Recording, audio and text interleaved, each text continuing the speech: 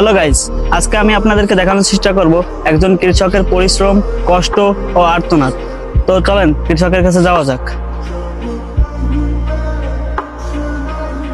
ভাই, মনে হচ্ছে সকাল থেকে অনেক কষ্ট করে আসলেন। ভাই, সকাল থেকেই মাঠে ছিলাম। তা ভাই, এবছর ধানের ফলন কেমন হলো? আলহামদুলিল্লাহ ভাই, খারাপ না, কিন্তু ধানের দাম তেমন নেই, খুবই কম, ধানের মূল্য খুবই স্বল্প।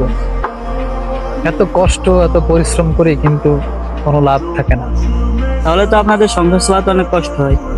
কষ্ট তো হয় ভাই, সার কিনতে কষ্ট হয়, বীজ কিনতে কষ্ট হয়, ধান কাটতে কষ্ট হয়, তারপরেও বাজারে ধান নিয়ে দাম পাওয়া যায় না। তবু কি করব ভাই, গরিব মানুষ, কষ্ট করেই তো খাইতে হবে।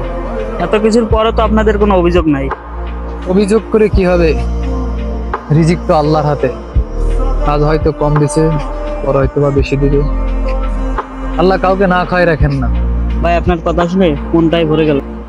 যে মানুষটা সারাদিন রোদে পুড়ে কষ্ট করে, তার মুখে অভিযোগ না, শুধু থাকে আল্লাহর উপর ভরসা। এটাই হয়তো প্রকৃতির শান্তি। কম থাকলেও আলহামদুলিল্লাহ বলতে পারার নামই জীবন।